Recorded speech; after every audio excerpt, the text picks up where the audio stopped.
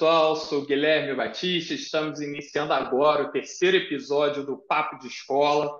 Hoje vamos discutir uma temática para lá de importante que impacta em toda a conformação social brasileira e, obviamente, um tema urgente no campo da educação no Brasil. Estou falando do antirracismo na educação, na escola. Para isso, temos dois convidados especiais, o professor Dr. Luiz Paulo Cruz Borges e o estudante Guilherme Silva Simões, orientando do professor Luiz Paulo. Além dos nossos convidados, estou novamente na companhia do professor Pedro. Pedro, também animado, né, para esse bate-papo, um tema crucial, concorda? Com certeza, né? Na esteira dos episódios que a gente tem desenvolvido aqui no podcast, nesse projeto de extensão tão importante para o CAP da UERJ, para o IFRJ e agora para o UFRJ também, a gente vem trazer esse tema e nada mais importante do que pedir que o professor Luiz e o Guilherme possam se apresentar um pouquinho para a gente conhecer melhor os nossos convidados de hoje.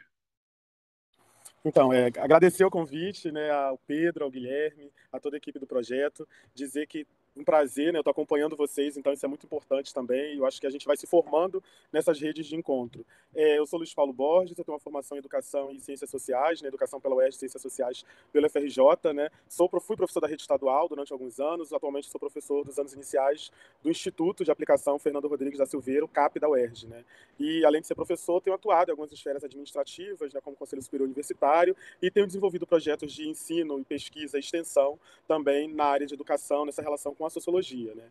E sou orientador do Guilherme, que eu estou passando a palavra aí para ele. Boa tarde a todos.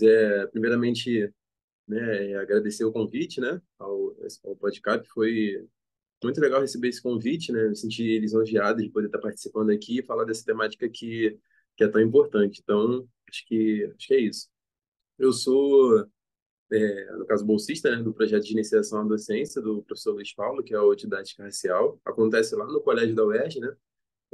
Eu também sou estudante de Educação Física, lá na Universidade do Estado do Rio de Janeiro. Tenho 24 anos hoje e estou nesse processo de formação. E é isso, faço esse processo, parte desse projeto de pesquisa tão importante, né, para discutir escola, repensar a escola, no caso, tratar sobre essa temática da educação. Então, é isso. Perfeito. Então, para a gente começar, é imperativo, né, crucial que a gente entenda o que seria uma educação antirracista e qual é o papel da escola, né? Até porque a escola e educação, né, elas não necessariamente são sinônimos. A educação é algo maior. A escola é parte do processo educativo. Então, eu queria jogar essa pergunta para vocês. O que é uma educação antirracista e qual o papel da escola nesse cenário? Bem, Pedro, olha só, eu vou dizer para você que é uma pergunta complexa, mas a gente vai tentar fazer algumas sínteses como proposta, acho que do que a gente vem realizando, né? Eu vou dizer para você que o que é uma educação antirracista, sobretudo aí eu vou criar três eixos para a gente pensar essa educação antirracista e também falar eu acho que articular com aquilo que a gente vem produzindo, né, em termos de conhecimento da nossa prática pedagógica, que eu acho que também ao longo da nossa conversa isso vai estar mais detalhado. Mas eu diria que uma educação antirracista, primeiramente, ela precisa encarar e enfrentar o racismo presente na nossa sociedade.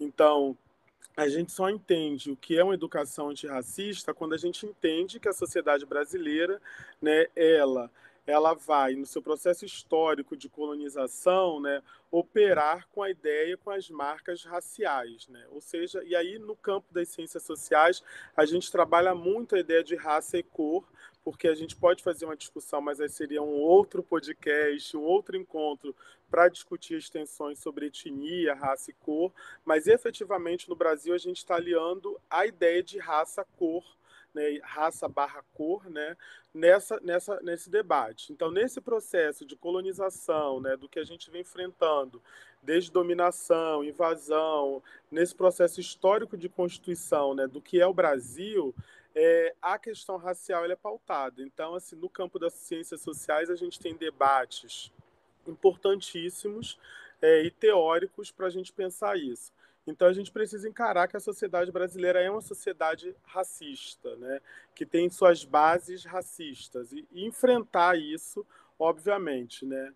O segundo ponto, eu diria para vocês que a gente hoje em dia, que é algo mais recente, é que a gente precisa enfrentar uma discussão e apontar a ideia da branquitude como um disparador, né? Ou seja, é preciso racializar as nossas relações e as nossas discussões. E quando a gente está racializando, a gente precisa entender que o branco também precisa ser racializado. Então, a gente está em 2024, é preciso que as pessoas brancas se racializem, entendendo que elas não são sujeitos universais de direitos e políticas, né?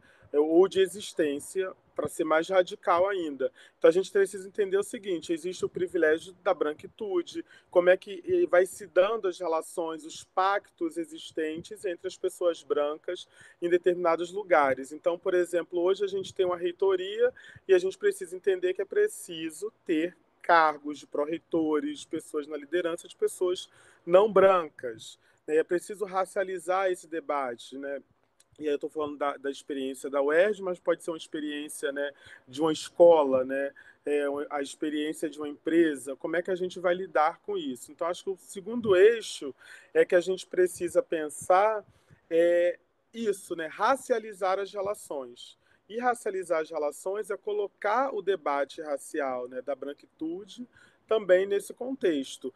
Para nós, é caro o conceito de negritude quando o Aimé Césaire, que é um filósofo que nós lemos e vai cunhar o conceito de negritude, é um conceito que é acadêmico, epistemológico, mas é um conceito político, né, e discutido, apropriado muito pelo movimento negro unificado no Brasil para tentar potencializar isso, né? Obviamente a ideia do que é ser negro no Brasil e da complexidade que isso é, existe, né, exige de nós, na verdade, no debate racial. Mas aí quando a gente está falando, a gente fala muito, a gente viu durante muito tempo as pesquisas acadêmicas, por exemplo, pessoas brancas estudarem pessoas negras. O que o movimento negro hoje, o que as discussões dos movimentos sociais e o que a própria militância acadêmica está dizendo é que os brancos precisam também pautar a branquitude, né? Precisam entender esse lugar, né, do que é ser branco nesses espaços e discutir isso. Então, acho que racializar as nossas relações é fundamental, que é o segundo eixo. E o terceiro eixo, eu acho que é um eixo que vai aliar perspectivas de ações, que eu estou chamando, né, que são perspectivas sobre é, a ideia da legislação, então ação afirmativa, por exemplo, entra nisso.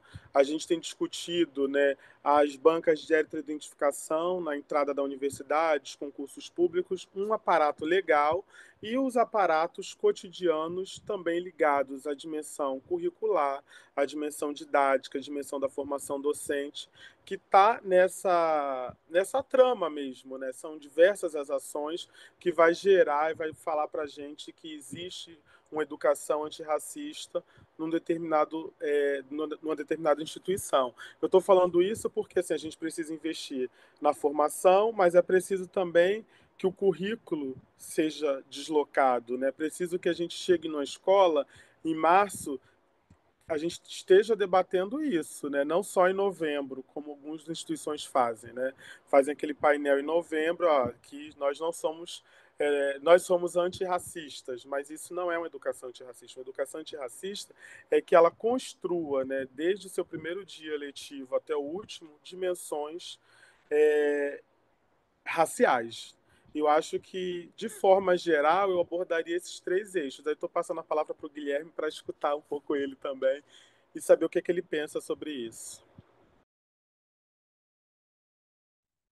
Bom, muito bem colocado pelo Luiz, né, em relação a essa questão da educação antirracista na escola. E eu também vou muito de encontro com o que ele disse, né, sobretudo inicialmente quando ele fala sobre essa questão do contexto histórico, né?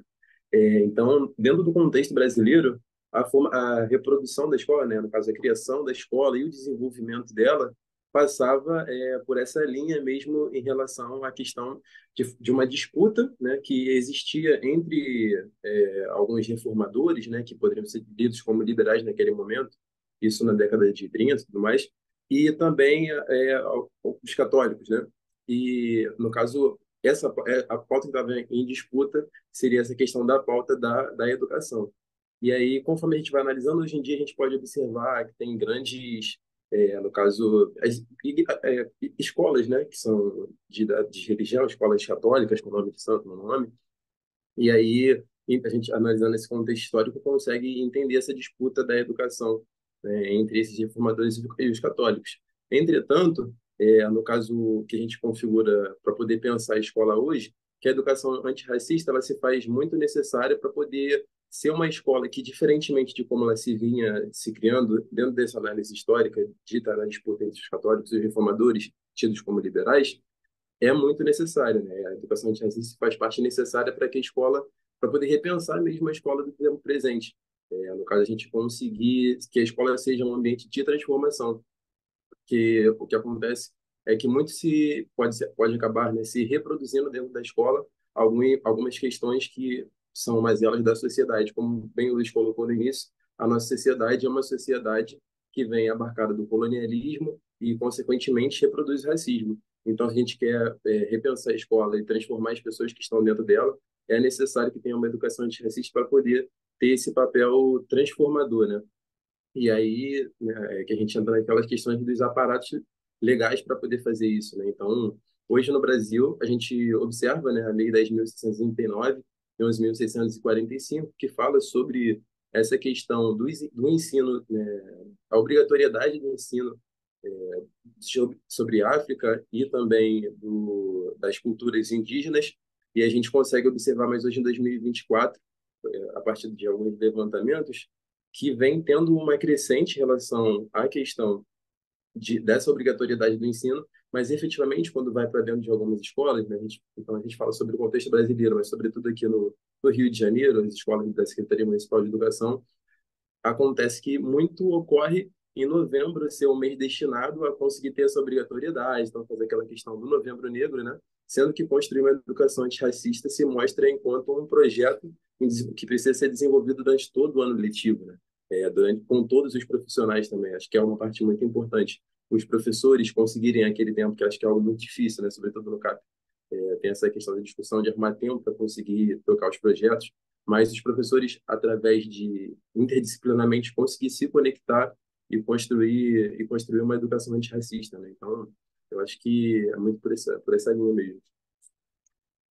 Agradecer a resposta. Eu acho que o bate-papo bom é assim, na fala do Guilherme, do Luiz, eles vão colocando alguns pontos, abrindo alguns eixos que nos fazem refletir, né?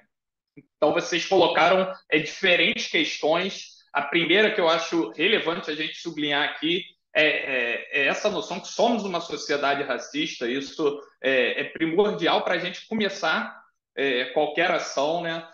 Vocês também tocaram na questão do privilégio da branquitude, se enxergar enquanto é, um grupo, a branquitude. Então, só que eu queria focar um pouquinho quando vocês trazem a questão do currículo, da escola. Muitas vezes eu percebo, aí entre aspas, uma supervalorização do papel da educação institucionalizada, a escola, a faculdade, no enfrentamento do racismo no Brasil. Assim, ninguém vai negar a relevância, que é uma ferramenta fundamental nesse combate, a escola, nessa luta antirracista, mas, a meu ver, ela não pode ser e nem deve ser a única ferramenta para esse tensionamento. E vocês colocaram isso, inclusive por isso estou me colocando, não podemos perder de vista também que a escola faz parte dessas relações de forças da sociedade. Então, somos uma sociedade racista e a escola não é uma ilha nessa sociedade. Então, a cultura escolar dentro dela, o currículo escolar, ele também é permeado por essas disputas. E aqui se coloca a questão racial. Diante disso, eu queria escutar um pouquinho mais de vocês. Quais são os principais desafios pedagógicos enfrentados pelos professores no Brasil ao tentar promover uma educação antirracista em seu dia a dia?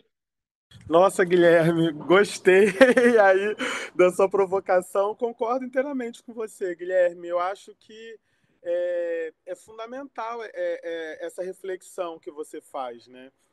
E aí eu vou, partindo disso, e aí eu me senti até provocado de pensar o seguinte, olha só, a escola ela é fundamental, mas ela não é central nesse debate, e a gente não pode também colocar tudo nas costas da escola, porque a gente, né, e a gente, eu acho que eu estou partilhando dessa perspectiva que a gente acredita que a sociedade ela é educadora, né? E é muito interessante pensar isso, né? Na amplitude da educação. E eu só para falar sobre isso, dizer o seguinte, que exemplo, né? Os movimentos sociais, e tem uma professora, a professora da Universidade Federal de Minas Gerais, a Nilma Lino Gomes, né, que é uma referência para nós no campo, né, das ciências humanas e sociais no Brasil. Nilma falava sobre, falava não, né, ela fala, ela está viva, é uma grande referência, mas ela escreveu sobre o movimento negro educador. Então ela vai falar o seguinte, ó, o movimento negro ele foi fundamental na pauta da discussão do enfrentamento, por exemplo, das desigualdades raciais no Brasil, da luta antirracista. A gente vai pensar que o movimento negro educador, que os terreiros, né, que as religiões de matriz africana, sobretudo, mas que os terreiros, por exemplo, de candomblé, eles são espaços educativos e são espaços também de resistência e de enfrentamento ao que a gente chama hoje de racismo religioso. A gente também tem entendido, né, que a própria discussão do cinema, né, o cinema negro, né, que no Rio de Janeiro a gente tem um festival de cinema negro Zósimo Bubu, enfrentando isso, as mídias sociais, as atrizes, os atores, o teatro experimental do negro, lá atrás, com a Léa Garcia, com a Bidia de Nascimento, são, né, espaços de disputa e espaços de enfrentamento ao racismo, né, de construção do que a gente tem chamando de uma educação antirracista que passa pela escola, mas não é exclusiva da escola, né? E que a gente tem ampliado esse debate em todos os lugares. E aí são muitos os desafios para a gente pensar isso na questão da formação de professores. Eu diria que a formação de professores é um nó. A gente tem uma formação ainda muito europeia, muito eurocêntrica, e é óbvio que quando a gente fala isso, a gente está mexendo com as estruturas daquilo que a gente aprende. Eu me formei lendo homens brancos europeus que não falavam português, sobretudo, né? Então a gente aprende quando você toca nesse debate, existe ali uma tensão. Só que a gente está discutindo e falando que essa produção de conhecimento, a experiência, né, corpórea, por exemplo, né? A experiência do corpo, de ler um homem quilombola, de ler uma mulher negra, e que vai para a literatura, que vai para as teses, dissertações, ela também constitui uma mudança de conhecimento, uma postura, né, política, ética, estética, no sentido de pensar, por exemplo, os desafios pedagógicos para isso. Então, por exemplo, eu leio Conceição Evaristo e a leitura da obra de Conceição Evaristo na literatura brasileira me incomoda e me faz pensar questões para isso. E os desafios são muitos no sentido do conhecimento, no sentido das relações de poder, são muito no sentido da disputa que a gente tem ainda na sociedade. Mas eu diria, diante de tudo isso, e pensando em educação, eu destacaria um nó na formação docente. Tá, Guilherme? Eu diria que a gente precisa de uma formação de professores e professoras que estivesse, né, aliada a uma outra perspectiva, a outra lógica. Talvez o que nós, que atuamos na educação básica, saibamos também e temos que disputar essa formação que se dá eminentemente no cotidiano, talvez, da escola, desde sempre. Mas isso é uma disputa política, né? Porque envolve também os centros de formação. Eu não acredito que a universidade só forme os professores e professoras, mas eu acredito que a escola tem esse lugar e esse papel de formação, né? Eu aprendi muito do que sei na escola. Outro lugar que eu diria que é o sindicato, por exemplo, né? Então a gente precisa discutir e se apropriar dessa relação. Então os desafios são muitos, mas eu acho que o que eu destacaria para pensar essa educação antirracista no dia a dia, no cotidiano, é pensar a formação. E aí eu acho que é tocar num vespeiro, porque vai envolver isso. Eu acho que só para terminar, né, para passar para o Guilherme, eu diria que eu acho que assim que existem muitos desafios, né? Obviamente, eu estou falando de uma dimensão desse desafio, dessa pluralidade de desafios, melhor dizendo, que é a formação, né? Obviamente que eu também poderia elencar a falta como eu posso dizer, não é controle, né? A falta de acompanhamento e avaliação das políticas públicas. Eu diria para você que hoje em dia a gente tem, sobretudo no Rio de Janeiro, uma relação entre o neopentecostalismo, as milícias, o Estado de forma, né, e o tráfico de forma muito embrincada ali, muito amalgamada. Então diria que isso é uma questão também, né? Você ir para a escola de branco, ou você ir com guias, fios de conta, né? Ou você encontrar em escolas públicas, antes do coque, a prática de rezar o Pai Nosso e Ave Maria, como práticas cotidianas. Então a gente vai ampliando essa rede aí, né? E em determinados espaços, assim, você vai escondendo a sua religiosidade, não vai podendo tocar. E é óbvio que quando a gente está discutindo isso, a gente está discutindo as identidades, as políticas, as ações, está discutindo, inclusive, a nossa segurança de vida. Então é muito. Hoje no Rio de Janeiro, por exemplo, a gente vai ter o acarajé de Jesus, a capoeira de Jesus. Então, assim, como é que isso também são formas, né, de desafios, né, para a gente pensar, né? O que a gente está falando sobre a ideia, sobre a luta antirracista? Eu acho que é uma dimensão, inclusive, do próprio corpo negro presente nesses espaços. Então, novamente uma fala muito boa, né, do Luiz, mas assim, são como ele bem configurou, acredito, acho que o desafio dos professores, né, e dos estudantes que estão na formação de professores são diversos para dentro da escola, né, dentro dessa perspectiva, né, de construção de uma educação antirracista, né, mas acho que um ponto, né, muito importante, como o Luiz mesmo referendou ali, o Manilo Gomes fala nesse livro, né, do Movimento Negro Educador, e também sobre no livro das Infâncias Negras, né, a Lima Gomes que é referência, ela fala muito bem sobre essa questão, mas sobre o papel da justiça curricular, né? E aí quando a gente para pensar em relação à questão dos currículos dentro da escola, das próprias avaliações de aprendizado, né, dos alunos, então e isso acaba que dentro de uma lógica interseccional, como Hill Collins traduz esse conceito, acaba que decai sobre alguns alunos com uma certa, no caso, com um grau de dificuldade ainda maior, né? Então, quando para poder fazer uma análise do currículo escolar, que é um currículo mais conteudista, das avaliações de aprendizagem, acaba que para alguns alunos, né, por estar, né, dentro dessa lógica colonialista, decai, né, em um formato que ele recebe com mais dificuldade e não consegue ter esse aprendizado, né? Então, uma outra questão também que acho que é importante referendar é essa questão da subjetividade dos sujeitos, né, da branquitude e da negritude. Conseguir dentro da sala de aula, no dia a dia, naquele cotidiano, né, conseguir fazer essa leitura da subjetividade desses sujeitos e fazer com que essa leitura consiga fazer uma aproximação dele, não um distanciamento. Então, acho que também é algo bem desafiador, assim, para mim, como estou ingressando nesse processo de formação, é algo que, né, frequentemente no projeto e na sala de aula, eu acabo me pego, né, dentro da situação e aí como trabalhar dentro desses pontos.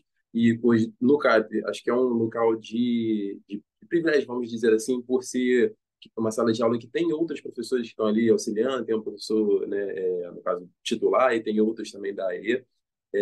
Mas quando em outros cenários, aqui no Rio de Janeiro, por exemplo, uma sala de aula que tem 45 alunos, vamos supor, e um professor, e aí tem alguns alunos com a questão, né, neurodivergente e tudo mais, então essas complicações acho que são algumas questões, alguns dos desafios que se botam, né, no caminho da construção de uma educação antirracista, né? Acho que essas são algumas das pautas. Muito interessante, né? E a partir do diagnóstico que vocês fazem, da leitura da realidade, me surge a necessidade de perguntar que caminhos o professor pode seguir para embasar a sua prática antirracista? Que caminhos ele pode seguir para fugir de uma visão eurocêntrica sobre esse assunto e que possa incorporar esses elementos no seu cotidiano? Então, como é que ele pode embasar a prática dele fugindo dessa visão eurocêntrica que está presente na nossa formação, está presente nos currículos escolares? Eu vi que eu pude perceber que vocês já vão tocando um pouco no papel educador, por exemplo, da obra de Conceição Evaristo, né? E eu queria ouvir um pouco mais nesse sentido. Como é que esse professor que está lá na prática pode seguir caminhos que rompam com essa visão eurocêntrica e, de fato, trabalhar numa perspectiva antirracista? É, é, Pedro, eu diria para você o seguinte, que a gente tem aí, para começar, né, tem a Lei 10.639 de 2003, né, que completou ano passado 20 anos, sancionada na época, né, eu acho que no primeiro mandato do presidente Lula, né, até então. Depois a gente tem em 2008 a Lei 11.645, que vai dizer que além de ensinar, né, a cultura é, africana e afro-brasileira, a gente precisa também discutir as questões indígenas, né, ou ameríndias. Então, eu acho que a gente tem um aparato legal e eu sempre tenho utilizado o aparato legal como forma também de começar o diálogo. Existe uma lei que vai falar desse currículo e a gente está trabalhando a partir da perspectiva dessa lei. Eu acho que isso embasa os professores e professoras, sobretudo numa época que a gente viveu e vive, né, sobre uma ideia de uma escola sem partido, ou uma ideia de uma educação neutra, uma ideia de uma educação é, que corrompe, enfim, de tudo isso que a gente viveu no bojo de todas essas discussões.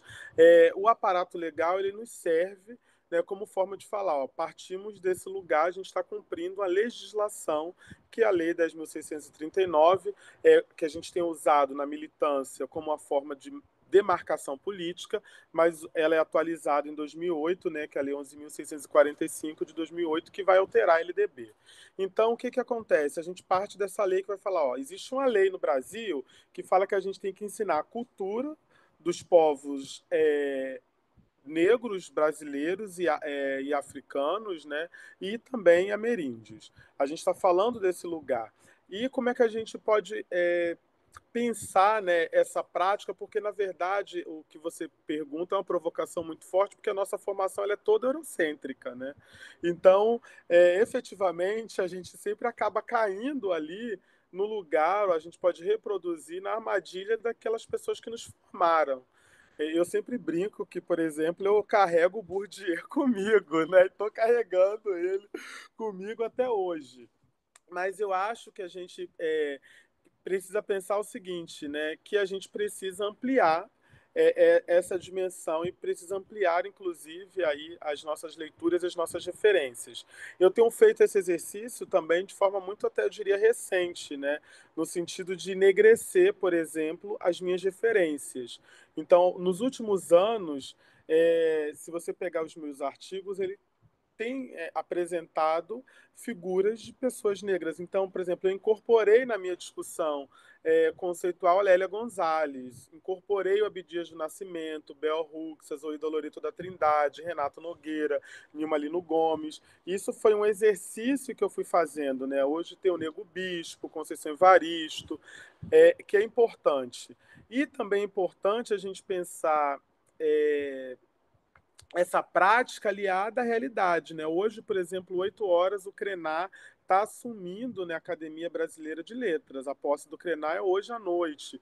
Hoje à noite, o Conselho Superior da UERJ aprova a Sônia Guajajara como doutora honoris causa, né? Então, a primeira ministra dos povos originários. A gente precisa pegar essa referência que está no mundo e levar para as nossas salas, né? Então, por exemplo, ler o Ailton Krenar, Ideias para Adiar o Fim do Mundo, Futuro Ancestral, né? A Vida Não é Útil, é fundamental na incorporação, né? Da nossa produção de conhecimento. Talvez isso seja pouco, mas eu acho que não é. Eu acho que isso também é fundamental para embasar essas práticas. E eu acho também, Pedro, que tem um papel fundamental a universidade. Então, por isso que eu quero dizer, né, elogiar o projeto de extensão de vocês, porque isso é fundamental. A universidade ela precisa sair desse lugar. A extensão é aquilo que a gente produz para fora dos muros da universidade. Eu acho que a universidade, sobretudo a universidade pública no Brasil, ela tem um papel e um compromisso político muito forte com a produção, porque a gente está aqui disputando uma concepção de sociedade, e uma sociedade que seja plural. E aí eu fico pensando o seguinte, que as experiências que a gente tem e que as experiências que a gente possibilita, né, aos nossos estudantes, desde a educação básica até a pós-graduação, tem que caminhar nesse sentido. Então, por exemplo, o CAP tem uma prática que os estudantes do quinto ano eles vão a um quilombo, né, e vão a uma aldeia. E depois isso vai acontecendo. Agora eu estou trabalhando no segundo ano do fundamental, a gente levou uma mulher indígena para conversar com as crianças. Né? E é muito interessante porque a gente está em 2024 e as crianças continuam perguntando se ela usa celular, se ela anda de carro, se ela toma banho todos os dias. Então, assim, o lugar do indígena como bom selvagem, que a gente aprende lá no, desde sempre, está presente hoje. Né? Então, assim, a gente precisa fazer esses deslocamentos. Né? Eu tenho feito muito isso, por exemplo, na minha prática de professor, levar referências de pessoas quilombolas, leituras, textos. A gente precisa começar a entender, né, essas pessoas como, né, pessoas que produzem conhecimento. Então, esses saberes que estão ali. Então, eu acho que uma das práticas é isso, né? É deslocar a produção de conhecimento que vem da Europa de uma forma única para a gente produzir outras coisas, de outras formas. A roda, né, por exemplo, é fundamental. A Zoe Loreto da Trindade falava muito isso. E é óbvio que a gente é criticado, que nas produções acadêmicas, muitas vezes, eu mandei um artigo, né, conta essa experiência, que eu mando um artigo para uma revista que a maioria da minha referência era mulheres negras, e uma das mulheres era Bell Hooks, e o parecerista diz, né, que Bell Hooks não era um referencial, não era um intelectual que referenciasse trabalho.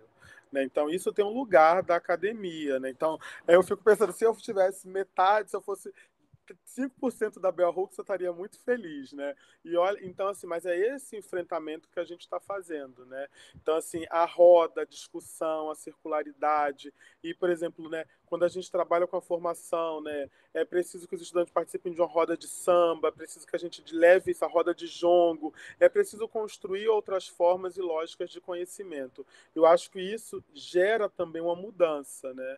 E uma concepção também do que a gente vai fazer, do nosso fazer pedagógico, do nosso trabalho. E eu tenho experimentado isso, né? Por exemplo, eu fui agora para o Ceará e tive a oportunidade de conversar com pessoas indígenas, de dialogar com o pessoal do MST. Eu vou para um congresso, eu tenho feito esse movimento, né? Eu fui ano passado para João Pessoa, fui a um quilombo, né? Então, conhecer a experiência quilombola, isso constitui também uma ação extensionista, mas constitui uma ação de autoformação, né? E eu acho que isso é fundamental. Bom, vou de encontro, né, com o que o Luiz propõe em relação a essa questão de enegrecer o pensamento, a voz, a fala. E aí, quando eu ingressei no projeto de iniciação à docência, eu também tinha muito esses, de docência lá do CAP, na Unidade Racial, eu tinha muitos referenciais europeus, né, de leitura, Bourdieu, Durkheim, Weber, né? São filósofos que são importantes e também deixam sua contribuição na sociedade, mas algo que eu aprendi que foi muito positivo, né, para minha construção enquanto pessoa, né, racializada, mas também para fora, assim, é fazer esse processo mesmo de enegrecer o pensamento, tomar como referências alguns autores negros, né, Nilma Nino Gomes, que tem uma biografia excelente, o próprio, né, Antônio Bispo dos Santos, né, o Nego Bispo, o Renato Nogueira, e quando ele fala sobre a questão dos estudos afroperspectivistas, né, então ele traz um outro conceito em relação à questão da infância, traz o conceito da infancialização, do adultocentrismo dentro da sociedade, né? Então, são alguns pontos que ajudam né, a gente a lidar sobre a quebrar essa questão da visão eurocêntrica dentro da escola, mas também possibilitar a criação de pessoas melhores na sociedade como um todo, né? Então, assim, acho que parte muito dessa questão de enegrecer o pensamento, a voz, ter uma escuta ativa, né, para as infâncias, para as crianças negras, para as infâncias negras. Acho que é muito por essa linha. Muito bacana a colocação de vocês, Guilherme, Luiz. Eu acho que vocês trazem pontos muito relevantes e, assim, para dar uma pensada só na fala de vocês, é que vocês trazem exemplos, né? A fala de vocês ilustram muito bem. E uma coisa que me chamou a atenção agora foi como essas questões elas não estão fechadas em pacotinhos, né? Elas são atravessadas por vários fatores. Vocês deram exemplos de alguns movimentos sociais, né? Então, esse caráter de interseccionalidade nas lutas antirracistas é algo que chama atenção. Mas uma coisa que vocês também pontuaram, que apareceu na fala de vocês, foi a questão do aparato legal. Vocês também falaram da importância das instituições formadoras de professores, vocês falaram muito bem. A gente tem ano passado completou 20 anos da Lei 10.639, e é claro que existe uma distância enorme entre a promulgação da lei, desse aparato legal, e o cotidiano escolar, né? Embora seja inegável a relevância, como vocês trouxeram, dessa institucionalização. Diante desse tempo decorrido já, das reflexões sobre os impactos, transformações e necessidades ainda presentes após a implementação dessa lei, queria que vocês fizessem esse balanço das contribuições, vocês já fizeram um pouco, mas também como as ações governamentais e essas instituições formadoras podem contribuir efetivamente para o enfrentamento das desigualdades raciais na educação. Eu pedi para iniciar essa. Eu acho que, enfim, são um desafio também que a gente enfrenta, né? Mas eu acho que algo que de antemão, né, precisa ser feito em relação a isso, essa questão da revogação do ensino médio, né? Uma pauta que precisa ser debatida e precisa ser revogada, porque hoje em dia é algo que infelizmente não cabe, né, dentro da sociedade. Isso precisa ser revisto. Mas um ponto muito importante também, eu acho, em relação à questão da universidade, né, a formação docente, mesmo como toda a faculdade de formação de professores, essa temática de educação antirracista, de educação inclusiva, eu acho que esse projeto de pesquisa que eu faço parte do Luiz, didática racial, deveria ser, na verdade, uma disciplina da graduação, né, tipo, de educação, introdução, como tem história, por exemplo, introdução à história, né, ou introdução à filosofia, tinha que ser também uma disciplina letiva, a introdução à educação antirracista, para que aí a gente consiga pensar a formação de professores, né, que já venham com esse cunho, porque aí sim a gente conseguiria pensar uma escola que de fato seja transformadora, né? E também um outro ponto muito importante é essa questão da revisão do currículo escolar. Referenciando dessa vez agora a Lilma Lino Gomes, né, quando ela fala sobre essa questão da justiça curricular, então procurar efetivamente fazer valer, né, essa questão dos aparatos legais que a gente tem dentro da sociedade, da Lei 10.645 e 11.639, então fazer valer dentro do currículo, né, essas questões. Uma outra também importante, que eu acho importante citar, revisitar essas questões das avaliações de aprendizado dentro da escola, né? Alguns formatos diferentes de como ocorre hoje em dia, para a gente conseguir propiciar aos alunos uma melhor experiência do convívio da escola e possibilitar o ingresso numa faculdade pública, né? Ou então, enfim, conseguir estar na sociedade de uma maneira positiva, né? Então acho que passa muito por essa linha, assim, alguns dos desafios que a gente enfrenta, mas eu acho que é o que ajudaria a ver essas questões das instituições formadoras, né, e nossa formação como um todo. É, eu acho que é pensar um pouco como o Guilherme falou, né? E aí eu acho que tanta coisa para fazer, gente. É tanta coisa para fazer, tanta coisa para a gente desenvolver. Mas eu acho que um pouco fazer o que vocês estão fazendo aqui no projeto de extensão, né?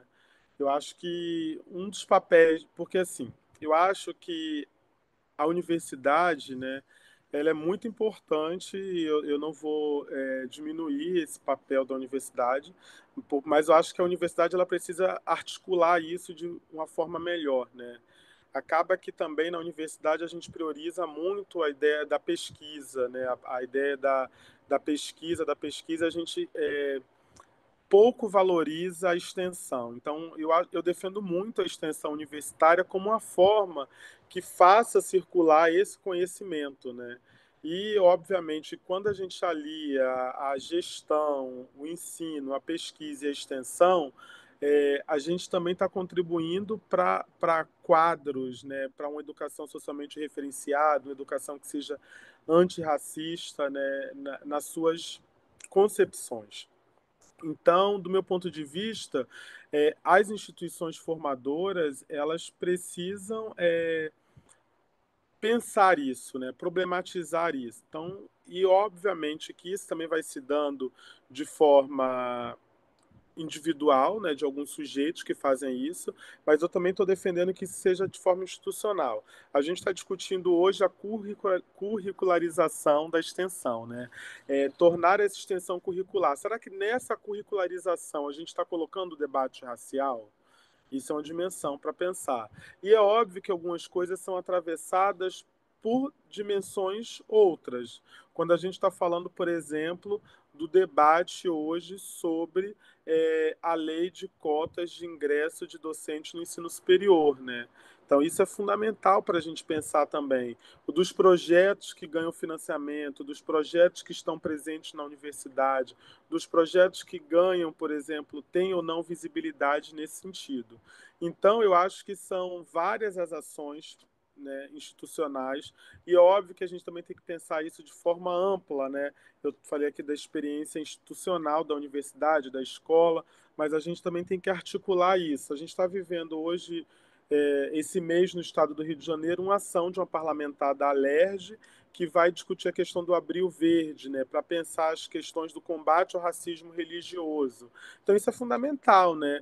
É o legislativo que está em diálogo com os movimentos sociais, com as instituições organizadas, contribuindo e possibilitando, né, um agenciamento, né, de um debate maior. Eu acho que o nosso desafio é ampliar esse debate. E é óbvio que isso vai contribuindo, né, e possibilitar experiências. Na nossa prática, quais experiências a gente está possibilitando aos nossos estudantes, às nossas estudantes? Semana passada eu levei, por exemplo, minha turma para ver a exposição no CCBB, que tem a curadoria do Ailton Krenar. A experiência, né, de ir a um espaço outro, a experiência de ver fotos, a experiência de uma formação. A gente tem feito isso no projeto da extensão com os bolsistas, né? A gente começa indo ver a exposição Defeito de Cor e percebe que de um universo de 20 bolsistas, né, se eu não me engano, na época, 8 ou 9 nunca tinham ido ao museu, né, ao Museu de Arte do Rio de Janeiro. Então, assim, a gente começa a discutir o acesso à cidade, a territorialidade, né, o acesso à cidade. A gente está aí numa discussão forte, né, da ampliação do valor do metrô, né, do valor do ônibus. Então, isso interfere também. Então, a gente também tem que disputar a cidade e disputar a cidade como esse espaço formativo. Quando a gente vai à Praça 15, a gente vai ter obras do mestre Valentim. Gente, isso ali é um debate racializado da cidade. O Rio de Janeiro é uma cidade histórica, né? Foi capital do Brasil durante muitos anos. E qualquer lugar que a gente caminhe pelo Rio de Janeiro, a gente tem uma formação histórico-político racializada. Então, acho que aí eu estou confundindo e estou borrando essas fronteiras para pensar também as disputas políticas territoriais, as disputas também daquilo que a gente está construindo, né? O IPN, que é o Instituto dos Pretos Novos, né? A gente tem a Pequena África, né? A ideia dessa ideia de Pequena África, que na verdade onde movimentavam ali a efervescência política, cultural do Rio de Janeiro, para mostrar que a Pequena África conviviam ali as prostitutas, conviviam a população negra. Então existem estudos sobre isso. O Wallace Lopes, que ele vai se chamar de espaçólogo, vai falar sobre isso do Rio de Janeiro, né? Então, assim, a gente está falando que a cidade, potencialmente, ela pode ser educadora. Então, acho que a gente precisa articular, né, de forma mais global isso para produzir efeito. Como é que a gente faz isso, né? Eu devolvo a pergunta. Eu acho que o desafio é esse. Como é que a gente articula isso para gerar essas reverberações, para que os nossos estudantes eles se reconheçam também nesses espaços. A gente tem que dizer o seguinte: ó, o túnel Rebouças, que liga a Zona Norte à Zona Sul, foi construído por irmãos negros. Os irmãos Rebouças eram engenheiros negros. E falar isso, acho que é lutar e reafirmar esse espaço, né, da negritude presente também na nossa sociedade, né, no dia a dia da nossa cidade, do nosso espaço, falando aqui do Rio de Janeiro, obviamente. Maravilha, né? Eu acho que boa parte da fala, tanto do Luiz quanto do Guilherme, já toca nessas últimas questões, né, do nosso podcast, sobre a experiência, né, sobre os relatos que permitem que a gente vá além, com que a gente pense para além do cotidiano nosso, que muitas vezes não permite ou que dificulta, né, essas vivências antirracistas, esse planejamento antirracista. Mas eu queria uma vez mais tocar nesse ponto, né, para dar espaço, para visibilizar, porque é um compromisso do nosso podcast, pensar na experiência cotidiana do professor. Vocês teriam outras experiências, outros relatos sobre essa vivência de uma educação antirracista? E já, inclusive, quero deixar minha mão levantada para falar depois de vocês sobre um pouco das minhas experiências nesse sentido.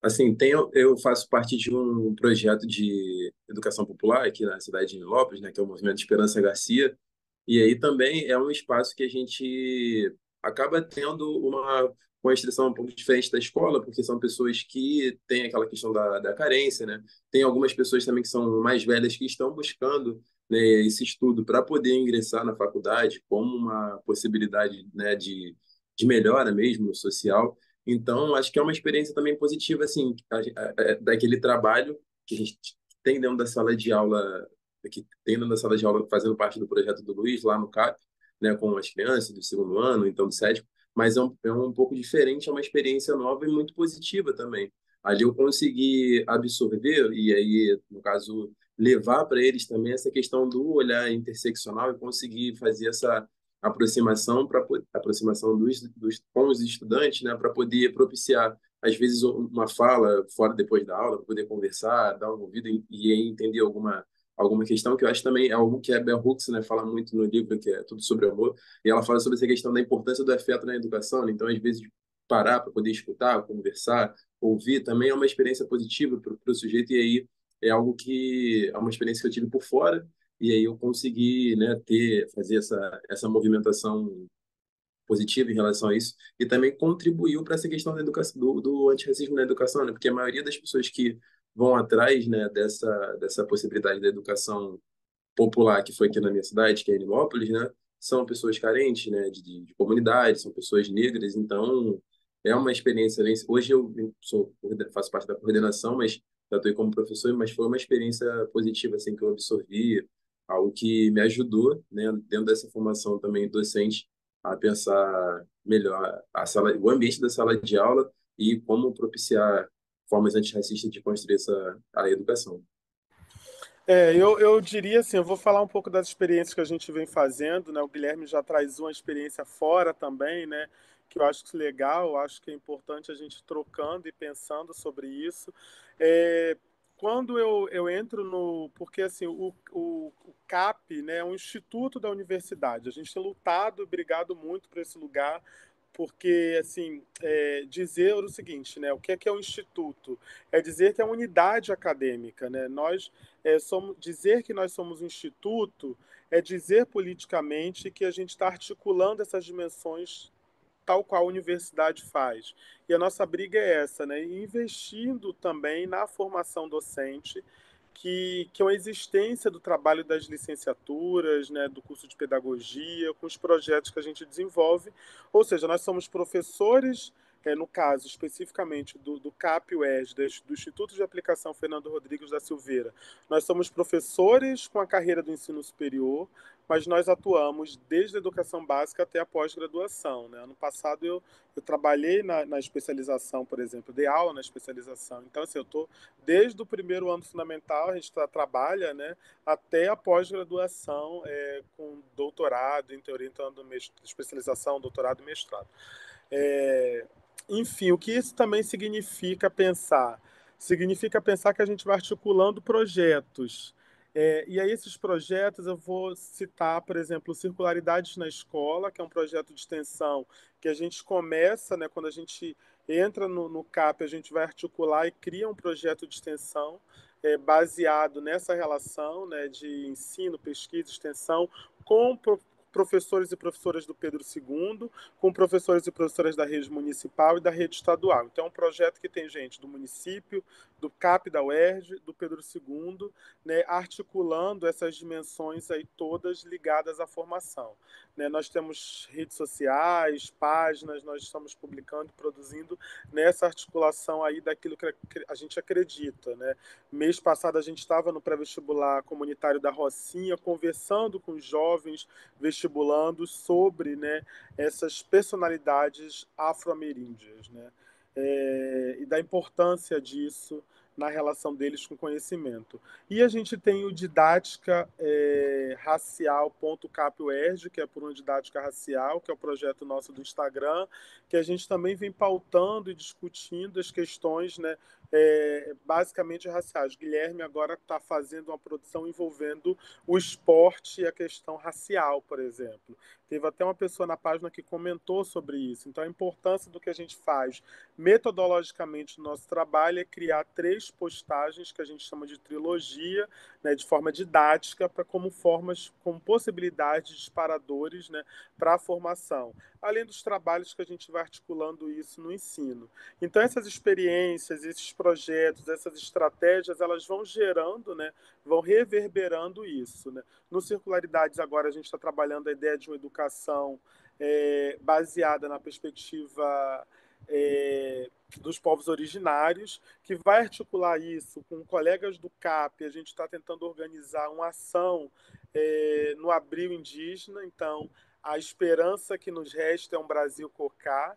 A gente está pautando isso a partir do samba do Salgueiro. Então, perceba que o samba também é educador, né?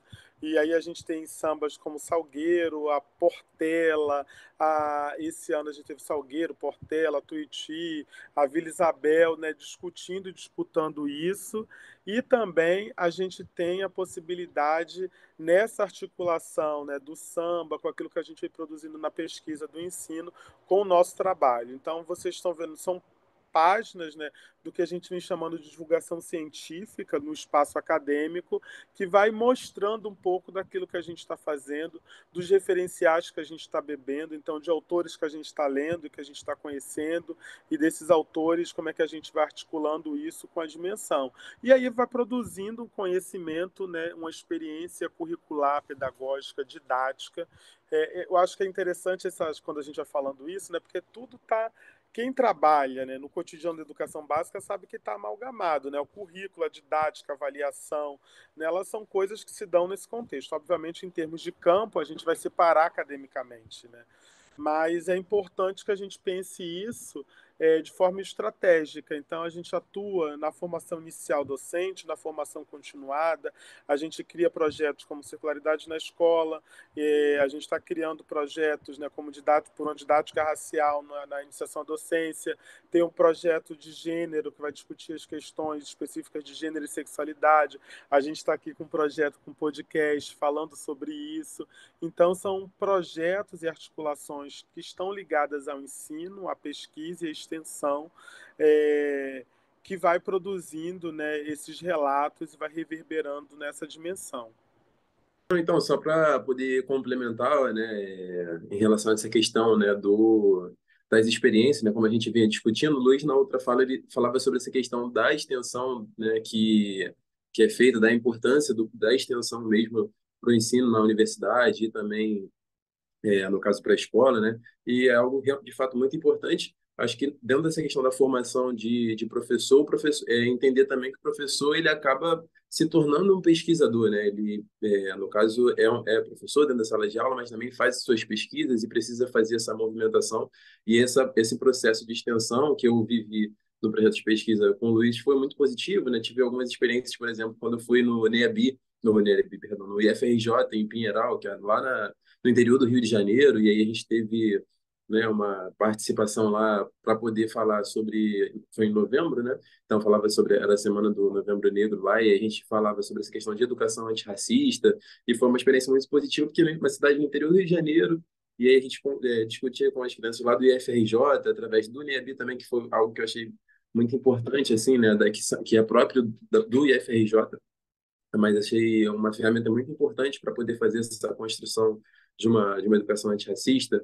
Também participei do projeto do COPEN, né, que é o Congresso de Pesquisadores Negros, então foi também uma extensão para fora da universidade, para fora da escola, onde foi um espaço de diálogo com alguns outros projetos de pesquisa, então tem aquela absorção, né, aquela produção de conhecimento para além, né, do muro da UERJ, né, UERJ sem muros mesmo, né? Então foi uma experiência muito positiva e que assim, né, leva para gente, para a formação de professores, algo que acredito que não fazendo parte de um projeto, né, assim seria algo que não viveria. E isso foi muito positivo, né, e vem na minha construção mesmo de enquanto docente. Legal, Guilherme, legal, Luiz. Eu queria também falar um pouquinho, né? Porque me chama muita atenção a palavra que se repete na fala de vocês. Projeto. A palavra projeto aparece várias vezes. E eu percebo muitas vezes no campo do currículo, da discussão curricular, um abandono justamente dessa ideia tão fundamental que é a ideia de projeto, né? Sob premissas diversas, sobre a impossibilidade do futuro, sobre a falência dos ideais modernos, se coloca a ideia de projeto em xeque, se coloca a ideia de projeto como algo fadado ao fracasso. Mas, na verdade, quando a gente olha para a realidade, quando a gente escuta a fala de vocês, a gente entende que o projeto é fundamental, né? É pensar para além, pensar como mudar, tentar instituir caminhos, tentar pensar em práticas que começam muitas vezes no nível individual, mas que se entrelaçam coletivamente ao longo do percurso, né? Então, pensar o currículo à luz de um projeto de uma educação antirracista, pelo menos o que eu entendo da fala de vocês, é fundamental, né? Senão, a gente corre o risco de só reproduzir aquilo que nós gostaríamos de mudar, né? Não sei se o professor Guilherme quer falar mais alguma coisa também.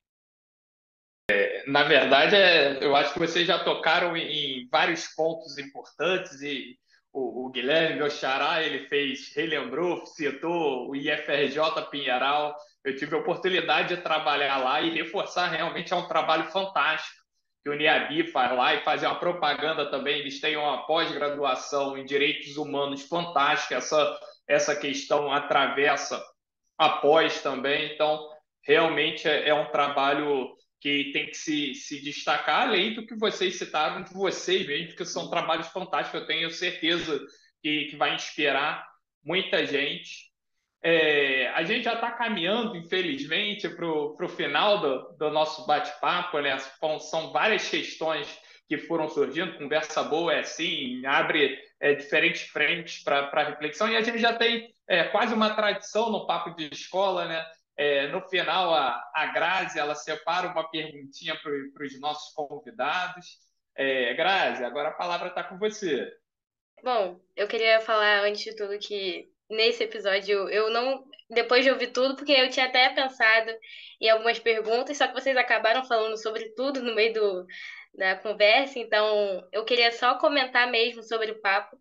No começo vocês começaram falando sobre como a sociedade, como a escola, ela reproduz esse ideário social que a sociedade faz. E isso é muito verdade. A escola, muitas pessoas acham que não percebem, mas a escola acaba perpetuando, refletindo e perpetuando esse tipo de situações que é o racismo, o machismo, a homofobia, a escola acaba trazendo isso tudo para dentro dela. Mas, além disso, também, eu também acredito que a escola seja um local de transforma também, que pode fazer a transformação da sociedade. Eu acho que a base dessa transformação é uma educação de qualidade, uma educação inclusiva, uma educação que aborde todas essas questões. É, Outra coisa que vocês falaram também sobre o livros, sobre autores dentro do meio escolar. E citaram aqui o Elton Krenak, que eu conheci também pela escola, que foi um livro que a escola pediu para a gente ler, para poder efetuar uma prova, e aí acaba pensando que é uma coisa meio chata de ter que ler para poder fazer prova. Só que quando eu comecei a ler, eu confesso que eu fiquei apaixonada pela escrita dele. Muito. O livro que eu li foi Ideias para Adiar o Fim do Mundo. Muito bonito ver, muito bonito ver como ele aborda, como ele faz essa discussão sobre o impacto da ação humana no planeta que é orientado por essa falsa humanidade criada pelo eurocentrismo que está sempre presente na sociedade, que acaba fazendo isso, e como a gente acaba separando homem e natureza, e enfim, isso me fez querer continuar lendo outros livros. Li também Futuro Ancestral, A Vida Não é Útil, todos esses, e é muito bom saber que ele também foi imortalizado agora pela ABL. Mas o que eu gostei mesmo foi como vocês abordaram todas essas diferentes situações, como vocês falaram dos projetos também, que é sim muito importante, como o professor Pedro também falou, que o projeto acaba sendo a iniciativa, né, acaba sendo no início para você começar a mudar os projetos que o senhor, o professor Luiz e o bolsista Guilherme também falaram, os seus projetos que vocês participam. É muito bonito ver isso, ver esse começo da transformação. E espero que, bom, isso comece na escola e mude a escola, não só a escola, como a sociedade como um todo. Maravilha, Grazi. Eu vou pedir para o professor Luiz, para o graduando Guilherme, se quiserem comentar um pouco da sua fala, mas também fazer já uma fala mais de encerramento e, se possível, fazer a indicação de leitura que vocês julgam interessante para o nosso público. O público que quer ir além nessa temática, o que vocês acham interessante que eles possam ler? Lembrando que a gente sempre deixa fixado lá nos comentários do YouTube essas indicações. Então, passo a palavra para vocês já nessa reta final para o encerramento. Bom, vou iniciar.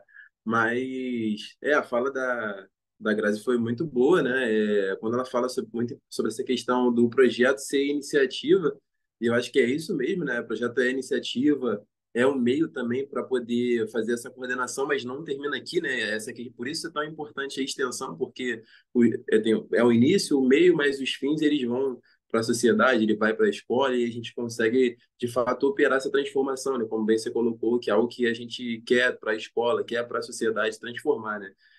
O Renato Nogueira também fala muito sobre isso, né? É preciso denunciar o racismo, mas também pronunciar caminhos antirracistas. Então, o projeto de educação antirracista ele inicia por aí e vai se desdobrando até chegar ao seu fim, até a gente conseguir, né, fazer esse alcance de uma sociedade de fato antirracista. Mas agradecer, né, a chamada para poder vir aqui no programa, muito legal, assim. Eu já até segui a página lá no Instagram, né, de vocês. Acho muito legal, vou fazer esse acompanhamento agora, vou ver os vídeos que já tem lá e tal, muito, muito maneiro. O projeto, agradecer então por isso. E também, assim, como referências que eu não poderia deixar de citar, um autor que, assim, eu comecei a ler, fui ler um livro para um trabalho, né, que o Luiz pediu e tal. Aí fui ler um artigo, na verdade, que era do Antônio Bispo dos Santos, o Nego Bispo, né? E aí fui ler um artigo assim despretensiosamente, cara, e sensacional, assim, ele faz umas leituras muito boas, né? Escreve muito bem, ele é quilombola, né? Era quilombola, e ele escreve muito bem, não chegou aí para a faculdade, não fez essa universalização, mas é aquela disputa, né, que a gente fala sobre, que o Luiz colocou, sobre a importância da universidade e tal, mas eles, enfim, tem o Colonização, Quilombos, que é um dos livros dele, acho que é importante referendar, acho que é uma leitura muito importante. Tem também a Terra Dá, a Terra Quer, que é sensacional, acho que é uma configuração importante para poder municiar a leitura, né? Então, eu deixaria essa indicação também. São vários, né? Poderia fazer uma lista aí tranquilamente, mas os outros dois que eu vou citar, que é o conceito da interseccionalidade, que a Patrícia Collins traz. Tem outras pessoas, a Carla Cotirani também tem um livro sobre interseccionalidade, tem uma outra autora também, salvo engano, que também é estadunidense e fala sobre esse conceito, mas a Patrícia Hill Collins traz ele e acho que é, é muito positivo, né? O conceito que ela traz e ajuda muita gente a pensar isso ela é interseccional dentro da sala de aula, né? Então, essa construção da educação antirracista através dessa perspectiva interseccional, então, também uma leitura também que eu recomendo.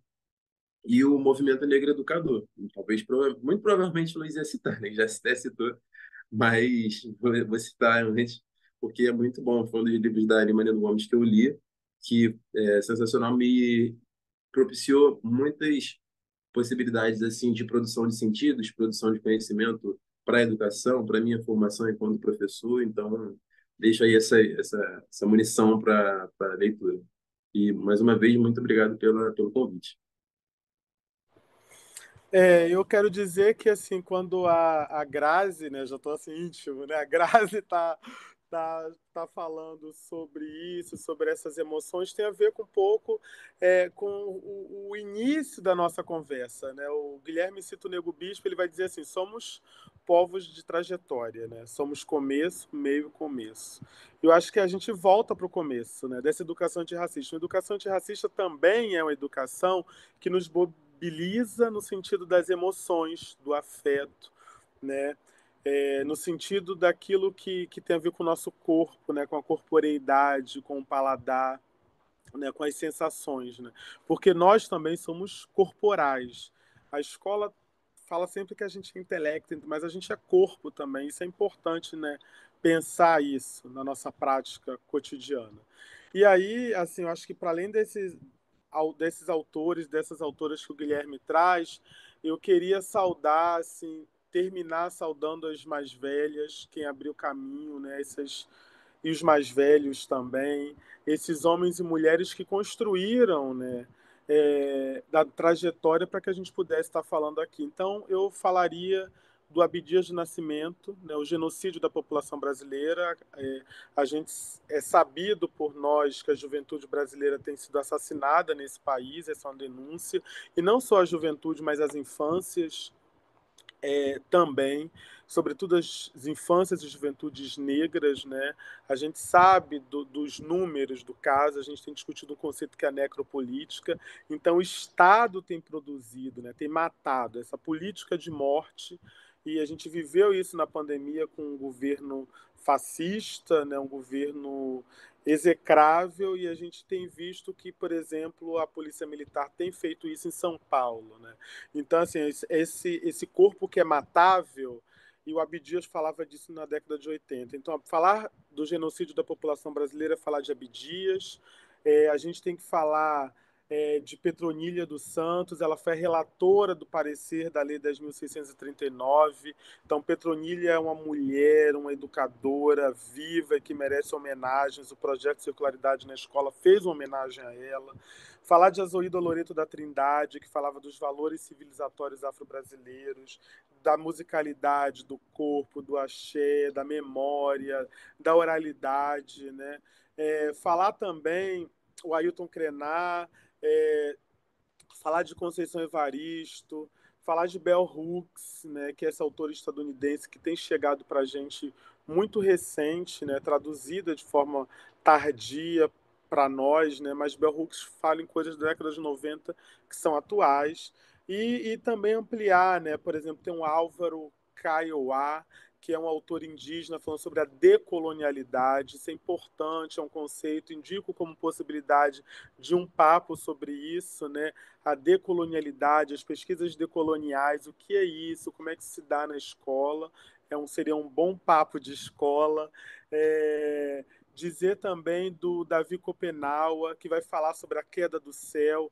O Davi Copenaua vai dizer que os Yanomami, né, que existe esse mito Yanomami que os indígenas seguram, né, o céu, porque se eles não segurarem o céu desaba e aí, né, as catástrofes acontecem. É uma metáfora para falar da natureza, que é outra indicação de papo de escola para vocês sobre a questão da sustentabilidade, do que a gente tem feito com o planeta, dessas ondas de calor que a gente não está aguentando. Então, assim, o Davi Copenaua e vai falar, né, que é um xamã Yanomami, que fez toda a consultoria para o samba enredo, né, do Salgueiro, e que vai falar sobre os povos indígenas. É fundamental discutir a queda do céu, né?